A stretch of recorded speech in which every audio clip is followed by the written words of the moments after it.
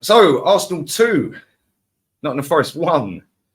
We made hard work of that in the end, but after Man City wiped Burnley apart last night, it was imperative that we got the 3 points by hook or by crook. We did that. Wasn't pretty. Wasn't the best watch you'll ever see. Wasn't the best starting 11 you'll ever see either. Kenny was one of the 30,000 fans locked out the stadium before kickoff with the ticketing issue, which they need to rectify very quickly. But make sure you follow Jez's channel, Arsenal History and More. And Jez, Premier League football is back with a bang. Man City wiping the floor with Burnley last night. We were then the early kickoff. It got delayed half an hour because of that ticketing issue. And the first 20 minutes, I think we were all sitting there thinking, what are we actually doing here? And then out of nowhere, Gabriel Martinelli, take a bow, mate. That was insane. And then, even better than that, Bukayo Saka smacks one top bins from 30 yards out. And we're like, well, this is easy. We then get an injury with Timber. We then stupidly let them back in the game. And then it's panic stations, kind of. What did you make of that overall, mate? What did you make of the starting 11 and how the whole game went from start to finish? Well, I won't lie. As soon as I saw that starting 11, I thought, here we go again. This is Arteta playing Arteta nonsense. Why? Somebody tell me why we play probably our best midfielder, left back, when we've got a left back who's done well last season in Benjamin White. Right back, you mean? Sorry, right back. I beg your pardon. Sorry. I'm just looking at my... Before anyone corrects you in the chat and says, Jez don't know what he's talking about. I've got it all written down here because I'm looking at it. Yeah, you're quite right. I mean, we know that Benjamin White is not a great centre-back. He's a decent right back. We put him in at centre-back. And then we could have had Ben White out at right back, and we could have had in, dare I say, Saliba at right back, and Gabriel at as you know, in his position. But Saliba and him work well together. It's proven. Jurriën Timber, I think, is an absolute class player, and I hope that injury is nothing serious. That he's going to be out for 3 months with a knee problem. Apparently he's going to be assessed tomorrow. Yeah, I mean, madness. It's 3 points, yes, but it's an ugly 3 points, yes. And we've taken it in the past. But come on, first game of the season, go out with your strongest setup, surely. Make a statement to the fans. Make a statement to the opposing teams, man. Make a statement to Man City after their resounding wiping the floor with their robot up front scoring twice. And Pep going in on him. Why do you think he dropped Gabriel Magalhaes? Because that was weird. Out of all the players to be dropped, I could kind of understand Eddie starting over Trossard. I kind of get that. Even though I don't agree with it, I get it. It's similar type of player, yeah? But why did he then shuffle Saliba into Gabriel's position, Ben White into where he played the season before last, and then put our best midfielder out there, in at right back? Like, why do you think he dropped Gabriel Magalhaes? That made no sense to me. I just don't get that at all. This is what I fear with Arteta week in, week out. He likes to tinker. And I'd say to you, Lee, this is my view, right? He doesn't know his best starting 11. He's had all pre-season. He's seen these players, apart from Havertz, apart from Timber, apart from Declan Rice, new players in. He knows the rest of the team. Dear God, by now, he should be saying, right, yeah, Ben White, right back, yeah, Saliba, Gabriel, Timber, or whoever who's top in that position. No, he cocks it up. I don't like Partey being at right back. It just doesn't work for me. And you can see at times he was drifting into midfield, which is his... He got absolutely rinsed at one point as well, didn't he? Like, just a little flick past him and left. And that's the thing, because it's not natural to him. And this is, I think you're spot on. Tinker. It's almost like he's overthinking it. And that's why I put my fan cam title. You're overthinking a simple game. Stop complicating a simple game. Yeah, Thomas Partey every person on this planet who watches football knows he ain't a right back. And yes, he can play there. He has played there. But when you've got Tommy Asu on the bench who can play right back and has played there multiple times, you've got Ben White, who was brilliant there last year. Timber can play there. Yeah, and has looked brilliant in pre-season there and at left back. Why would you put Thomas Partey there? Makes no sense. When you want to dominate the midfield, like the big teams do, dare I say Man City, right? You put your best midfielders in midfield, surely? Surely that's what you do. Now, I think this is my view. I think Arteta has a problem because he's got Havertz, £65 million player, and he's got to play him.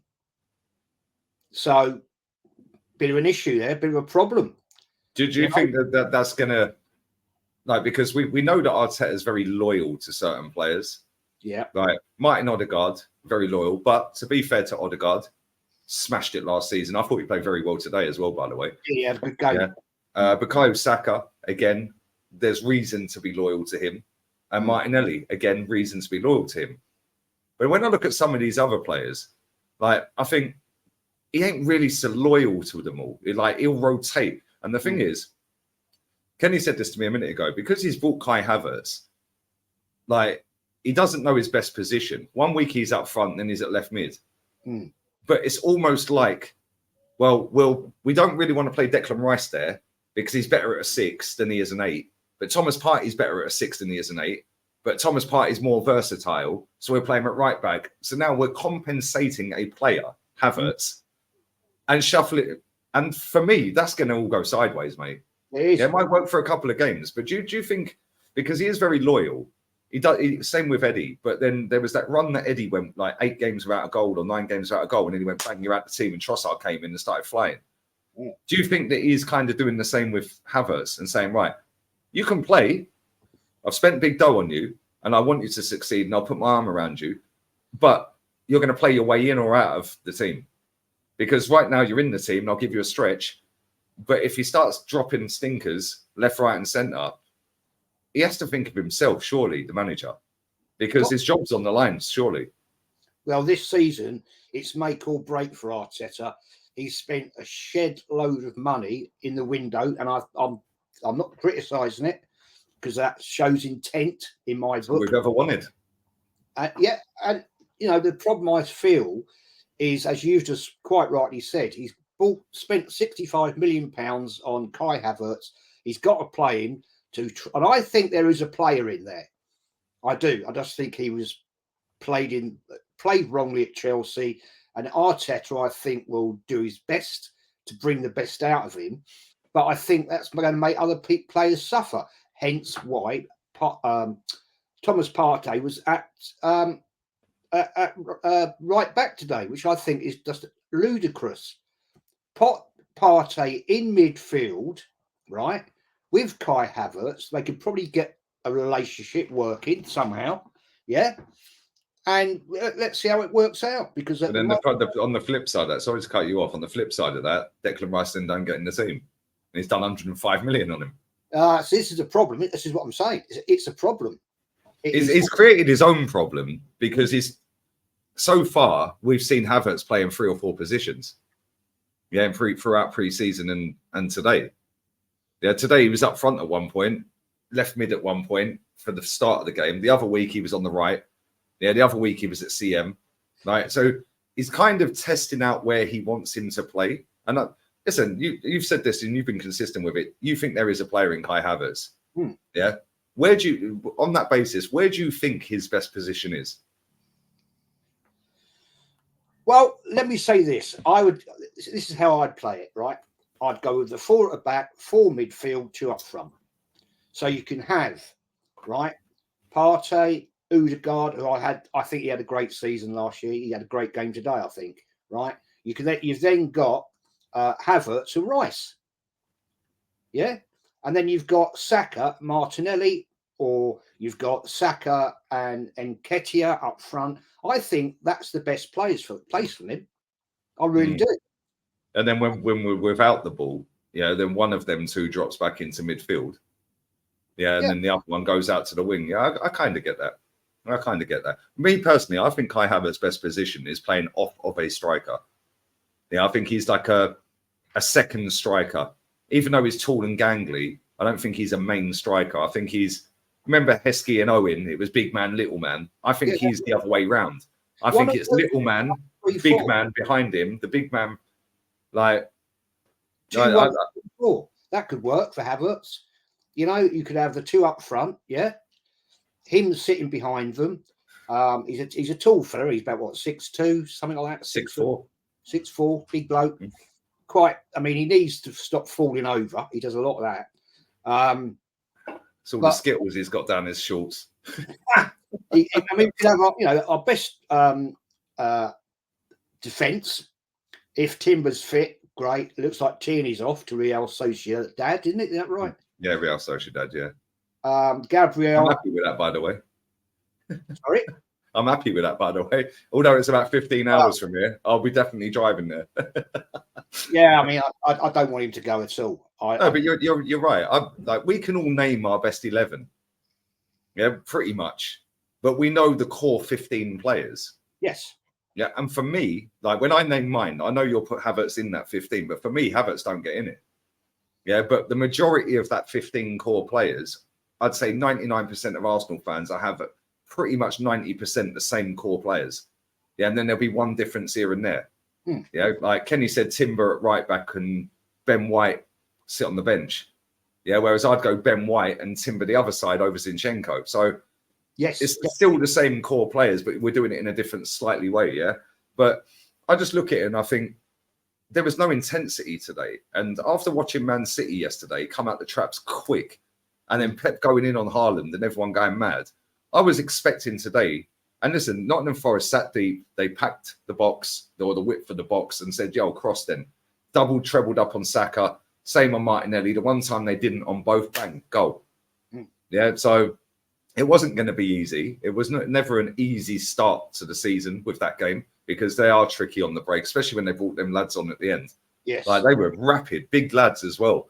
Like, but we have to play a lot better than that. And I just fear that this season that he is going to experiment way too much with Kai Havertz. And he played 98 minutes today. Fuck knows how. Yeah, Trossard gets us back in the game the other day and is benched. He must be sitting there thinking, well, what have I done wrong? And again, Lee, crazy substitutions. 2-1 down, makes a substitution, and we go defensive at home at the Emirates. What? We don't have the killer instinct. That's the problem. Man City will go for your throat every single time, right? Yep. They'll have one hand on you, then they'll put two hands on you and start to throttle you. We don't do that. We back off.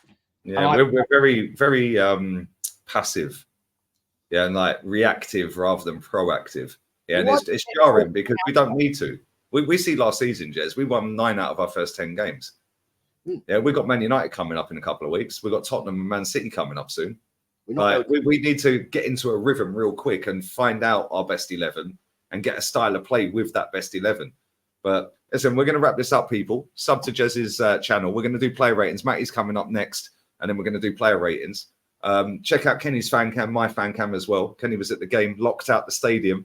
He said it was scenes, like literally people getting trampled on, like people having panic attacks. He said it was horrible. So yeah, hopefully Arsenal sort that out because that's not a good look. I can't lie. It's all down to this first day of the season.